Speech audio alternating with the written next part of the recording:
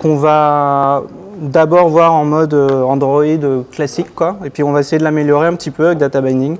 Donc je vais juste d'abord en premier vous la montrer. Donc voilà. Donc vraiment un exemple tout bête où je démarre l'activity en passant un ID d'un objet, un objet user. J'affiche des propriétés de ce user, donc là prénom, nom. Vous m'entendez bien en fait? Je parle assez fort? Ah, un petit peu plus fort? Je vais essayer. Voilà, ici j'affiche son email dans un edit texte. Je peux éditer évidemment son email. Quand je fais ça, j'ai un petit indicateur qui indique s'il est valide ou pas. Et puis je peux le sauvegarder. Quand je le sauvegarde, bah, ça l'insère en base et puis ça finit l'activity.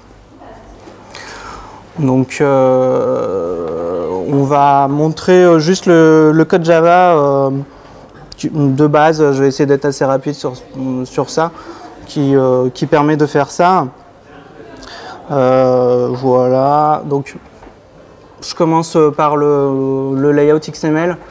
Bon, vraiment rien de spécial. Voilà, une text view, c'est là qu'on va mettre le prénom, le nom, l'email, un edit text. L'image view là qui indique si l'email est valide ou non. Un bouton save. Bon bah voilà, pareil très rapidement comment on fait ça en Java, enfin comme en Android classique. Bah, ici je déclare mes vues dans mon activity. Je fais mon set content view, je récupère mes vues en faisant des find view by ID.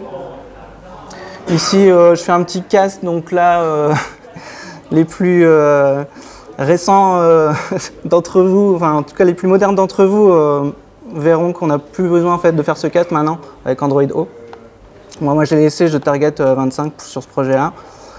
Un petit set and click listener pour mon bouton. Ici je load ma donnée, voilà.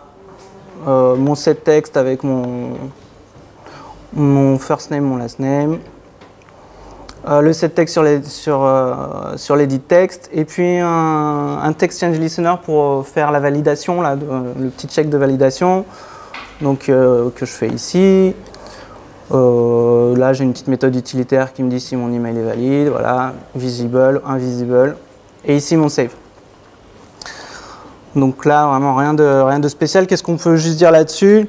Bah voilà, on déclare nos vues, on fait des find view by ID, voilà. En gros, ce que je voulais dire ici, c'est qu'on a quand même 89 lignes juste pour faire ça, donc c'est un peu verbeux, c'est un peu laborieux.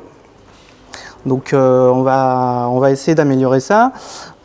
Juste, je fais une petite parenthèse, c'est pas du data binding, mais ce qui s'est passé avant data binding, c'est qu'il y a Jake Wharton là, qui s'est dit aussi que c'était un petit peu laborieux.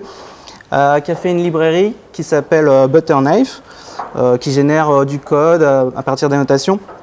Donc je vais juste montrer comment lui il s'est dit qu'il allait améliorer, justement essayer d'enlever du boilerplate avec Butterknife. Donc au niveau du layout, il n'y a aucune différence, c'est le même. Et puis Butterknife, ce que ça fait, c'est que en fait, en fait, on fait un peu de l'injection de vues. Donc on met des annotations sur nos textes, enfin sur les vues en fait de notre layout. Et puis ici on a un call qui fait le binding. On a une petite génération de code qui fait que finalement j'ai plus besoin de faire mes find view by ID. Ensuite il y a d'autres petites choses sympathiques. Ici vous voyez que j'ai plus besoin de faire mon text listener, mon text change listener. Là voilà, j'ai une annotation en text change. La même chose pour le click. Je fais un click. Bon voilà, je passe pas trop de temps sur ça, mais en fait, voilà, ce que je voulais dire, c'est que, pardon, voilà, donc on a une bonne réduction du boilerplate, on réduit le nombre de lignes là, Par contre, on doit quand même continuer de déclarer nos views en fait. Et puis, en fait, on dépend d'une lib externe, alors que, en fait, ce qui se passe, c'est qu'il y a la lib data binding qui est dans le SDK maintenant. Donc, je trouve ça un petit peu dommage d'utiliser une lib alors qu'on peut utiliser quelque chose qui est standard. Donc, c'est ce qu'on va voir maintenant. Donc, en fait, data binding, c'est sorti il y a 2 ans. C'est la team Android donc, qui a mis à disposition ça dans le SDK. Donc officiellement sur le site ils décrivent ça, alors c'est un outil permettant d'écrire des layouts déclaratifs et minimiser le code de glue nécessaire pour attacher la logique applicative et les layouts. Bon, c'est un peu déjà, je ne sais pas ce qu'ils appellent des layouts déclaratifs, mais bon, en gros c'est de la génération de code qui va nous permettre de réduire du boilerplate, entre autres, mais pas que. C'est disponible pour Android 2.1 et plus. Et puis voilà, regardons comment l'utiliser. Donc, première chose, hop. Donc on va commencer juste voilà, dans mon build.gradle, en fait, il y a juste une seule chose à faire. Il faut l'activer, c'est pas activé par défaut. C'est comme ça que ça se passe, tout simplement. Enable true. Ensuite, dans mon layout, pardon. Hop. Voilà, il y a pardon. Mon layout, il est là. Il y a une seule petite différence par rapport à la version précédente, c'est que pour en fait activer de la génération de code pour ce layout, on met notre élément racine, qui était celui-là avant, on le met dans un élément qui s'appelle layout. Ça permet ça à la lib de détecter que pour ce layout-là, je vais générer du code. Donc, comment on va utiliser ce code? C'est assez simple encore. En fait, là, en l'occurrence, mon layout il s'appelle data binding underscore 0. Par défaut, ça va générer une classe qui s'appelle data binding 0, enfin le nom du layout et suffixé de binding. Donc moi, voilà, vous voyez que j'ai enlevé, là j'ai plus mes vues, j'ai plus mes propriétés de vue. À la place, je garde une référence vers ce binding. Comment je l'obtiens? Je remplace mon setContentView par la méthode utilitaire auquel je passe mon layout, je passe l'activity et mon layout et ça me renvoie cet objet. À partir de là, dans cet objet, en fait, j'ai un champ généré par vue de mon layout.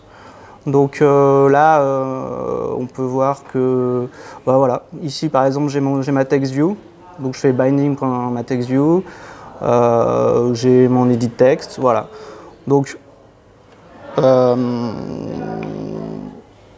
c'est assez simple, mais on a un peu retrouvé ce qu'on avait tout à l'heure avec Butterknife. Sauf qu'on n'a même plus besoin du coup là de déclarer les champs. Donc c'est encore un peu mieux, je trouve. On a juste notre XML et puis du code généré qui correspond. Donc voilà, si vous devez retenir qu'une seule chose, c'est que si vous faites si vous voulez juste enlever vos FunView by ID, déjà vous pouvez utiliser des data binding pour ça, et puis ça marche quoi. Ça vous fait déjà gagner pas mal de boilerplate. Bon, évidemment c'est pas tout. La lib, comme son nom l'indique, s'appelle data binding. Donc, on va l'utiliser pour binder des datas. Donc, c'est l'étape suivante là dans ma petite démo. Donc, je vous montre ça. Donc, hop. Donc, je continue en vous montrant mon layout. Donc, qu'est-ce qu'on voit ici? C'est que j'ai déclaré une section data qui me permet de déclarer des variables. Ces variables, ensuite, je peux les utiliser directement dans le XML des vues, en fait. Donc là, je déclare une variable user. Bon, je déclare son type. Et ensuite, eh ben, par exemple, voilà, ou par exemple ici, là, j'ai mon edit texte. Alors voilà, là la syntaxe c'est @accolade et puis j'utilise directement ma variable. Donc ça va. Donc, grâce à ça, je vais plus avoir besoin en Java de faire mon set texte de user.getEmail.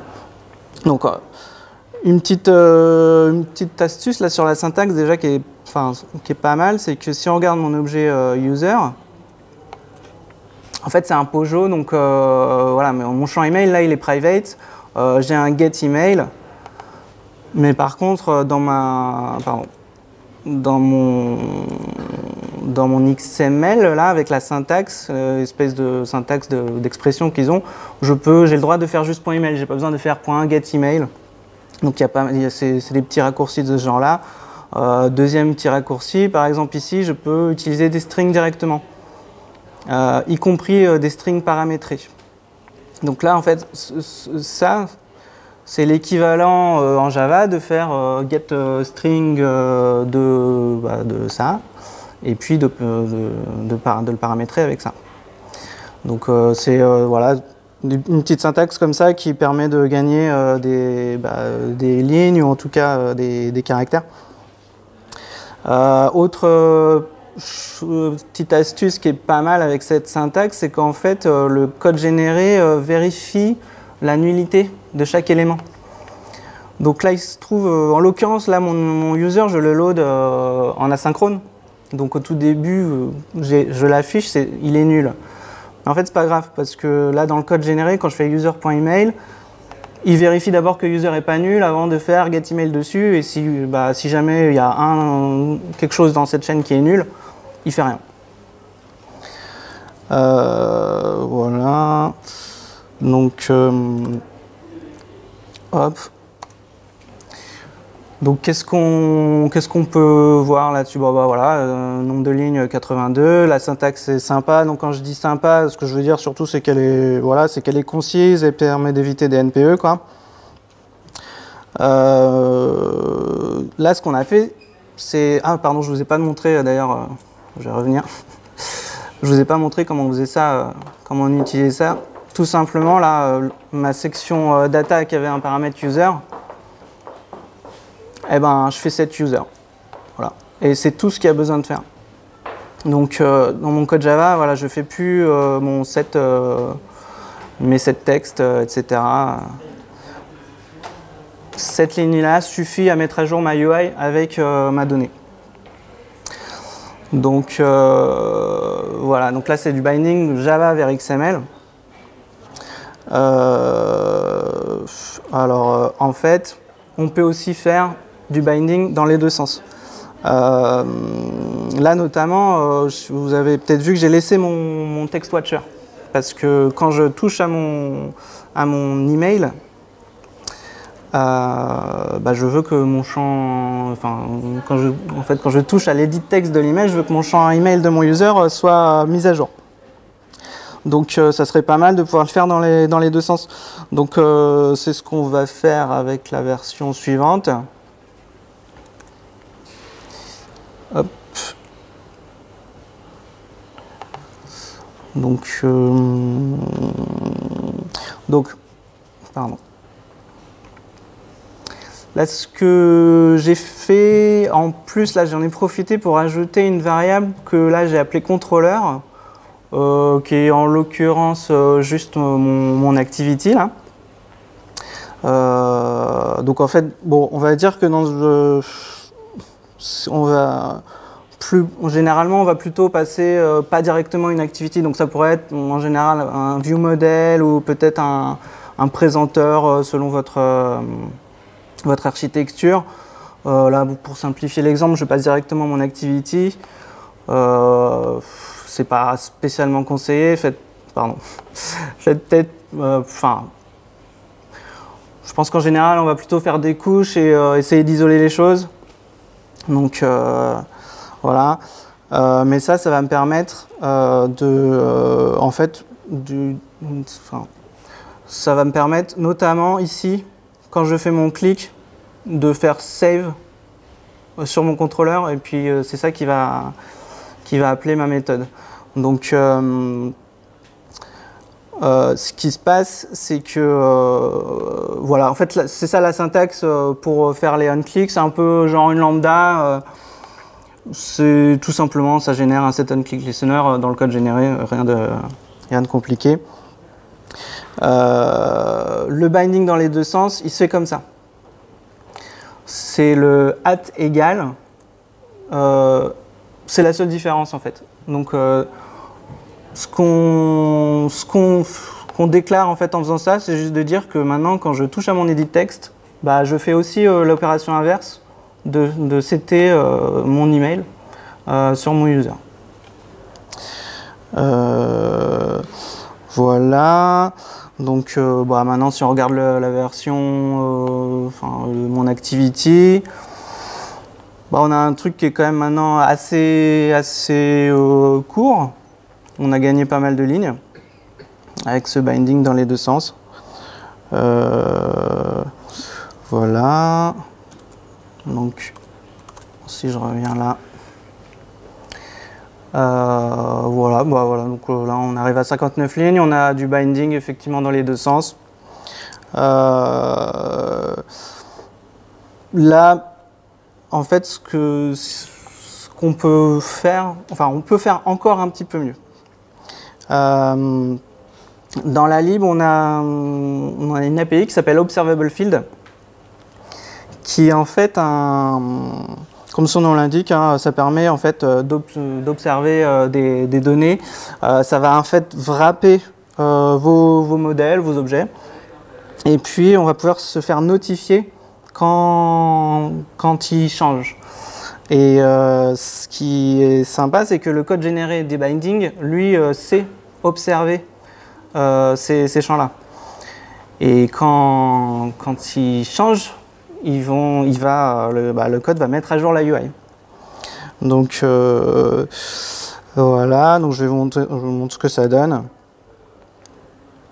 Donc hop, la version suivante. Voilà, ici, bah, mon user, je le passe en observable field de user, tout simplement. À tous les endroits où je faisais un user égal, bah, maintenant je fais un user set. Pareil, aux endroits où je faisais user, maintenant je fais user get.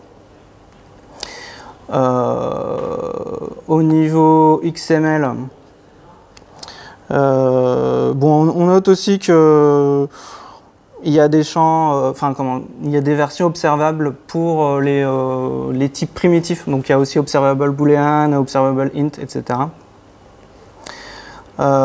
Pour mon XML, ça ne change pas grand-chose, sauf que j'ai plus besoin d'avoir une variable user, puisque mon champ user, il est dans mon contrôleur. Donc maintenant, à tous les endroits où j'accédais à mon user, bon, là, je fais contrôleur.user, quelque chose. On voit aussi que là, la syntaxe, une fois encore, est sympa, parce qu'elle ne nous oblige pas à faire les points get. Donc il voit que ça, c'est un observable field. Donc il le fait pour nous dans le code généré. Que dire d'autre? Bah voilà, là ça ne change pas grand chose parce que mon projet est très simple.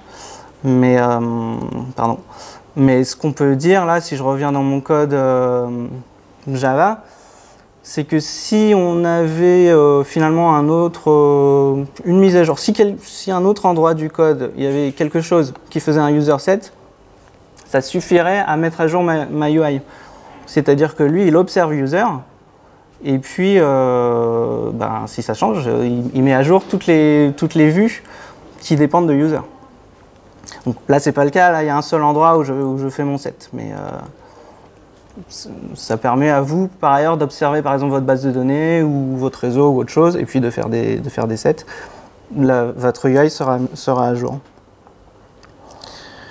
Voilà. Donc, hop. Donc si je reviens ici juste pour un petit... Voilà. Donc voilà, comme je disais, UI notifié automatiquement. Alors là, si vous êtes hyper attentif, vous avez peut-être vu que j'ai introduit un petit bug. Pourquoi? Parce que en fait, ma checkmark là qui est ici, pardon, je vais y arriver. On peut faire comme ça plutôt. Ici, en fait, qu'est-ce qui se passe? Je mets à jour ma visibility en fonction de cette expression-là. Sauf que là, email, lui, il n'est pas observable field. Donc, en gros, tant que moi, je ne vais pas un set user, cette expression-là ne va pas se faire rafraîchir et puis ma checkmark va pas marcher. Donc, je vais corriger ça. Il y a plusieurs solutions possibles pour corriger ça, mais moi, je voulais vous montrer une façon de s'abonner, justement. Comment on peut s'abonner à des observables en Java. Donc, pour faire ça, hop, on va tout simplement mettre l'email en observable. Voilà. Donc là, voilà, j'ai ajouté un deuxième observable field de string cette fois, juste pour mon email. Et puis, oula. Et voilà, là je vous montre en fait comment je m'abonne, enfin comment j'observe en fait un observable. Donc voilà, c'est tout simplement un callback, c'est add-on property change callback. Donc là, dès que je touche depuis mon edit text à mon champ, enfin à cet objet là user email, bah, je mets à jour mon objet maître qui est mon user. Donc je fais user_get.setEmail de get. Voilà, c'est tout simplement ça la syntaxe. Un petit tips là qui nous a, enfin je me suis fait mordre genre hier là-dessus. Je pensais que ici on était forcément dans le thread UI, c'est pas le cas. Donc ici on va être dans le thread qui est appelé le set. Donc voilà, c'était un petit truc à savoir. Ça peut jouer des tours. Et puis voilà, bah après, moi j'utilise ça dans mon XML. Hein. Donc maintenant, j'ai ici, je fais .userEmail, ici aussi. Et puis bah, comme c'est des observables, ça marche. Donc voilà, bah là on a corrigé et on est content. Voilà, bon bah maintenant je vais juste pour terminer là, je vais avoir juste des petits types divers et variés qui sont pas liés les uns aux autres, on va dire. Donc un premier truc que là la librairie apporte en plus, c'est les custom attributes. Donc ça permet, c'est juste un truc hyper pratique. Ça permet d'ajouter à n'importe quel type de vue du fonctionnel. Donc en fait sous forme d'attributs, donc y compris sur des vues du SDK ou des vues de librairie qui ne sont pas à vous. Voilà, ça fait un petit peu penser aux extensions de Kotlin, c'est-à-dire ça permet d'ajouter voilà, du fonctionnel sans héritage. Donc juste avec un petit bout une petite méthode statique à un endroit avec la bonne annotation. Donc voilà, je vais vous montrer un exemple. Donc là, vous vous souvenez, pour mon checkmark là, j'avais cette expression-là, qui est un peu, qui fonctionne, mais ça fait une ligne un peu longue, et puis en plus ça m'oblige là à, je voulais pas montrer, mais ça m'a obligé aussi à importer view, parce que je fais view.visible. Donc ce qui serait cool, c'est de pouvoir avoir mon champ, plutôt que visibility, un champ visible qui prend un booléen. Bah, c'est exactement ce que j'ai fait. Donc voilà, je vous montre à quoi ça ressemble voilà, c'est là. Voilà, je fais app visible et puis mon booléen. Comment on fait ça? Bah, on fait juste à n'importe quel endroit de mon projet une classe. On peut l'appeler n'importe comment, mais après la convention, c'est quand même d'appeler ça un binding adapter. Pareil, au niveau package, il y a un peu une convention de mettre ça dans un package databinding.adapters parce que notamment il y en a dans le SDK, et de toute façon là-dedans. Juste une annotation, donc avec le nom de ma property. enfin, de mon attribute. Et puis bon bah là, voilà, j'ai pas besoin d'expliquer, hein, je fais mon bout de code. Donc voilà, c'est très pratique. Voilà, un autre exemple qu'on voit souvent, c'est de rajouter un champ, par exemple un champ URL dans ImageView, qui utilise après Glide ou Picasso pour loader l'image qui a cette URL, ou bien des choses du genre pour faire rajouter des attributs pour faire des images arrondies ou des images rondes ou des choses comme ça, un attribut shape. Un autre petit tips là sur RecyclerView, enfin c'est pas vraiment un tip, mais c'est juste pour vous dire que c'est assez bien adapté là pour RecyclerView, parce que ça réduit pas mal aussi le boilerplate sur les viewholders. Donc je vais juste vous montrer un petit exemple de code en fait, ça sera simple. Voilà, là j'ai un adapteur et là j'ai un viewholder. Et en fait, d'habitude, ce qu'on fait sur les viewholders, là, c'est qu'on déclare ici toutes nos vues sur lesquelles on veut, qu'on veut garder. Donc moi, à la place, ce que je fais, c'est que je garde une référence vers mon binding.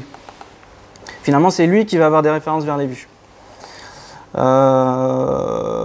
Ici, on doit appeler quand même le constructeur avec une vue. Donc voilà, on fait getRoot, ça renvoie la vue en question. Pour la création de ce viewholder, ça ressemble à ce qu'on a vu tout à l'heure. On a une méthode utilitaire qui renvoie le binding en lui passant le layout XML. Donc là, moi, je le passe à mon constructeur. Et puis, au niveau du binding, donc là, je parle du binding de RecyclerView. Je fais, sur mon holder, j'ai mon objet data binding. Je passe mes objets. Donc là, en l'occurrence, voilà, hein, je sais pas si je peux le récupérer facilement. Voilà, mon XML. Là, en l'occurrence, j'ai deux variables. Voilà, j'ai mon objet. Et puis j'ai un objet callback qui est une interface sur laquelle je peux faire des appels.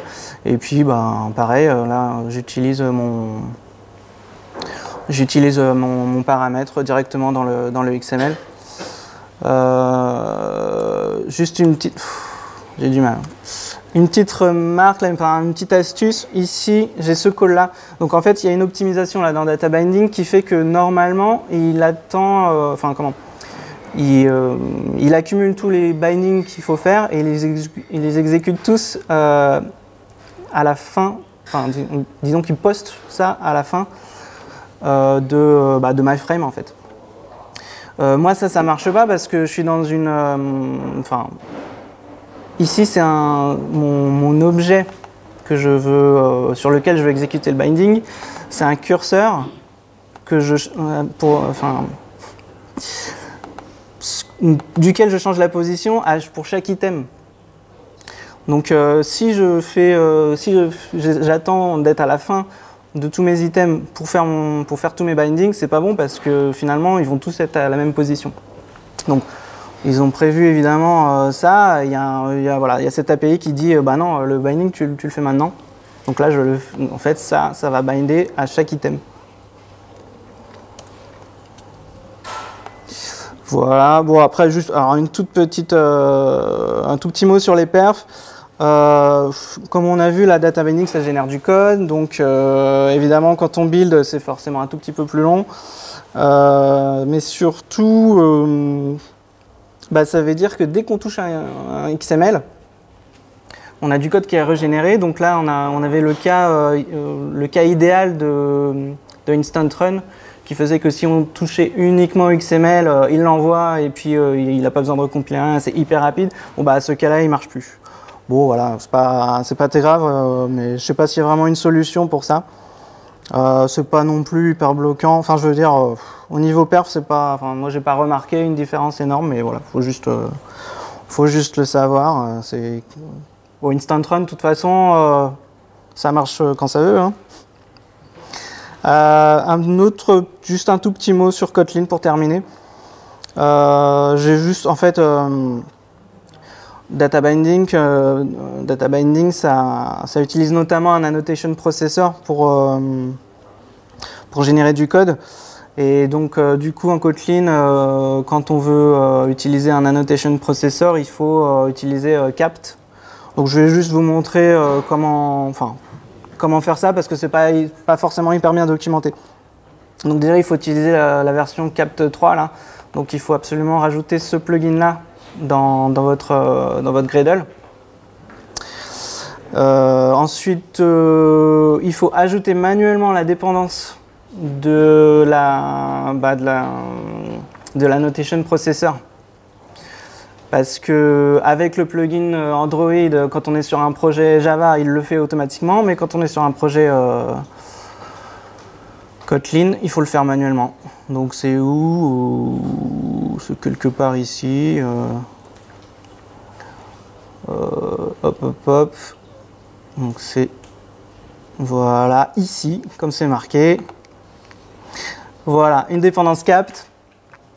Et puis avec cette dépendance là. Voilà. Donc évidemment, je vous donnerai la référence si vous n'avez pas eu le temps de recopier ça. Et puis voilà, alors là, il y a ça, je ne suis pas exactement sûr de savoir pourquoi il faut le faire, mais par défaut, c'est pas correct.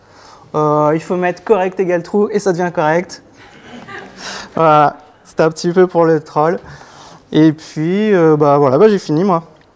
Donc, voilà, si vous avez des questions, n'hésitez pas.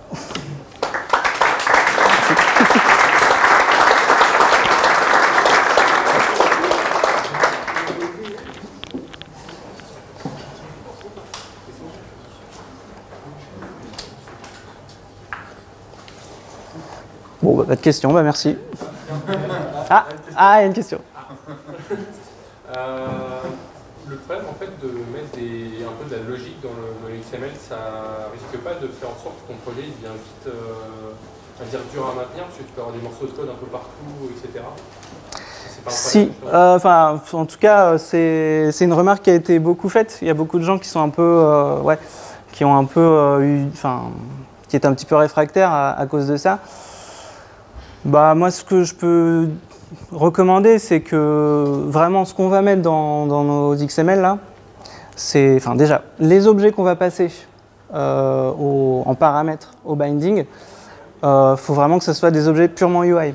Donc tu vas jamais passer à un objet métier directement là-dedans, parce que si tu fais ça, évidemment, tu lis très fortement ta couche UI, ta couche business, quoi. Donc non, tu vas passer en gros des view models. Tu vas passer des objets purement UI, ou peut-être même après, de temps en temps, si tu veux, tu peux passer des booléens, juste des petites valeurs comme ça.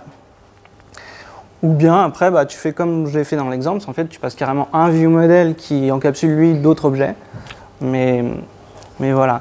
Et après, au niveau de ce que tu mets, vraiment les petits bouts de code qui sont dans les attributs en eux-mêmes, pareil, tu vas pas mettre de la logique, tu mets des choses simples, donc tu mets de la récupération de données, de champs tout simplement. Et puis après, afficher ou non quelques champs, ça passe, mais oui, il faut faire gaffe, en effet. Tu peux et peut-être faire n'importe quoi, mais faut éviter en isolant bien les couches, quoi, tout simplement. Et quand tu as des problèmes, genre des bugs, des trucs comme ça, des crashs, quand tu as des bugs, des crashs, des trucs comme ça, par rapport au tout début, je me rappelle que quand j'avais commencé à essayer, si tu faisais si tu regardais la stack trace, il t'emmenait sur le XML, tu faisais des points de clic dessus, il t'emmenait sur le XML à chaque fois, donc pour débugger c'était assez sympa. Et ils ont corrigé ça petit à petit. Qu'est-ce que ça donne maintenant par rapport à ce qu'ils avaient fait à l'époque? Je crois que ce que tu dis là, ça existe toujours, je crois. C'est-à-dire qu'en fait, il essaie d'être intelligent, donc dès qu'on référence un binding, quand on contrôle-clic ou commande-clic dessus, il ne veut pas t'afficher le code généré, il veut être intelligent en t'affichant le XML. Sauf que si tu as un bug, finalement, toi, tu voulais voir le code généré. On peut quand même, alors je ne sais plus comment, dans Studio, tu peux afficher les deux et aller dans le code généré. À partir de là, tu as le droit de mettre des points d'arrêt dessus et de débugger. Ok.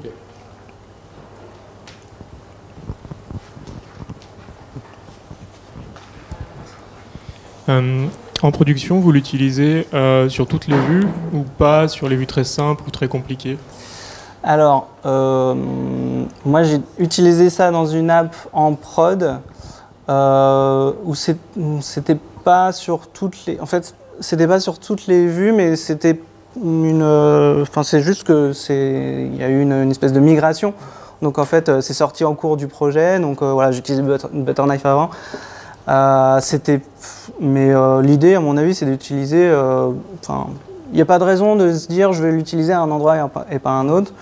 Là, je suis sur un projet où on l'utilise sur toutes les vues. Bon, le projet n'est pas encore sorti, donc c'est pas en prod, mais voilà.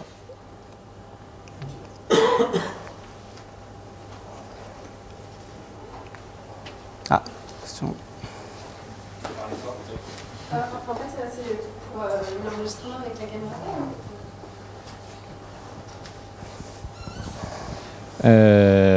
Pour lier l'email et pour pouvoir l'actualiser, tu as créé un observable field de string en ajoutant un email au niveau de l'activity. Pourquoi est-ce qu'il n'est pas possible de faire ça au niveau du user qui contient déjà l'email? Donc, je pense que vous avez entendu la question. Savoir pourquoi j'ai rajouté à la fin de mon exemple sur les observable fields un observable field pour mon email plutôt que de l'avoir mis sur mon user. Ben, j'aurais pu le mettre sur mon user en fait. Il n'y a pas vraiment de raison. Là, mon exemple est tellement simple que je l'ai fait comme ça, mais si on part du principe de dire que mon objet user, là, c'est pas du tout mon objet métier, mais que c'est plutôt un objet UI, en effet, on pourrait le faire.